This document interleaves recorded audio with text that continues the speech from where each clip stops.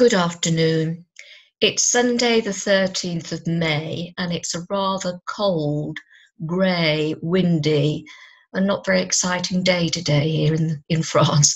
So I thought I would respond to some of the amazing comments, and some of them were really very heartfelt, and I thank you for that. I thank you for being brave enough to share it. Heartfelt comments about my broadcast, whatever you want to call it, about what's stopping you from painting. There were all sorts of things came up. Gosh, there was some really interesting stuff that crawled out of the woodwork. But there's a lot, really, that I could, make another comment on, and I will in my own sweet way. Remember, dear creative friends out there, these are only my thoughts, my opinions, my ramblings. Just cherry pick what you will. Anyway, let's look at the first bogeyman that popped out of the cupboard, and that was time. I don't have enough time. Now, I can look at this in lots of different ways, but I'm going to look at it in the most simplistic way at the moment, and let's see exactly if we can help to maybe okay, let's look at it this way.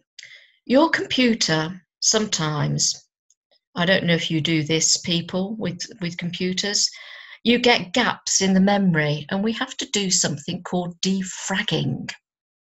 And what your computer does, it takes all the occupied bits and all the empty bits and juggles them around so that all the occupied bits are together and all the empty bits are together, thus making one big empty bit. Well, your time could be a bit like that. How about if you were to make a timesheet for a given day, any day you like? Do it for one day, do it for 2 days, do it for half a day. It's just a suggestion, because you might be surprised actually where the time goes.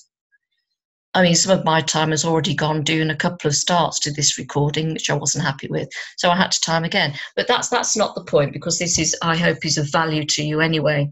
But if you were to keep a timesheet and actually get a piece of paper, what time do you get up in the morning? What time do you have to take to get yourself ready, breakfast, get your head together and set off if you have a place of employment to go to, or whatever it is that you're doing? How long does it take you to get there? What's your commute? Are you sitting on a train? Are you driving? Are you riding a bike? You get to work, then obviously you're in the full thrust of serving your employer or yourself, but even that can be difficult. And then you have breaks, you have lunch, you have the afternoon, etc., etc. I won't bore you, you know how it goes. But what I'm saying is, if you actually noted down the time that you spend on each given thing, I mean, even silly things, just, well, I went and stood by the coffee machine or the photocopier for half an hour and had a chat. Okay, that's fine. But, if you note every little silly thing down, every what might be incidental or might be jolly necessary, then you might find where it goes. Now, you might work in an emergency situation. Well, then you are driven by other things and this doesn't apply. I mean, or you may be retired, but you have lots of things you have to do. You have to pick up grandchildren, you have to look after somebody else. But, it is very interesting when you look at how your time is used. One of the things that I hear a lot of retired people say, I don't know how I ever had time to work.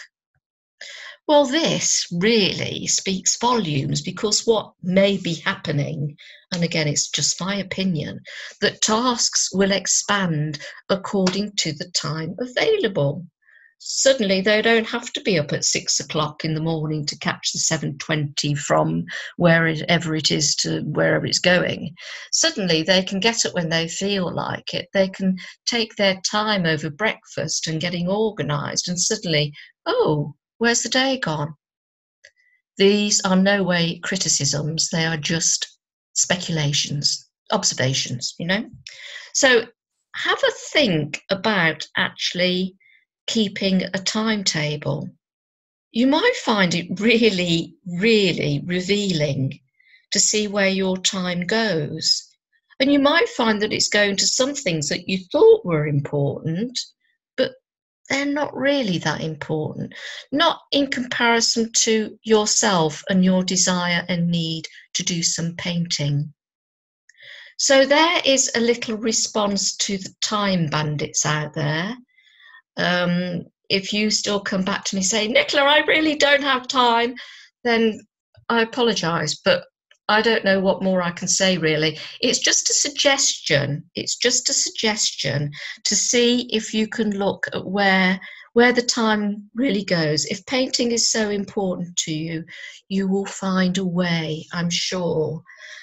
I will look at some of the other comments made in my other forthcoming broadcasts, because it really was very revealing, and I think there's a lot of things that we can talk about and share thoughts and opinions about, and if it helps anybody, then it's worthwhile, isn't it? Anyway, I hope your weather is better where you are. Enjoy your Sunday, and if you can, enjoy your painting.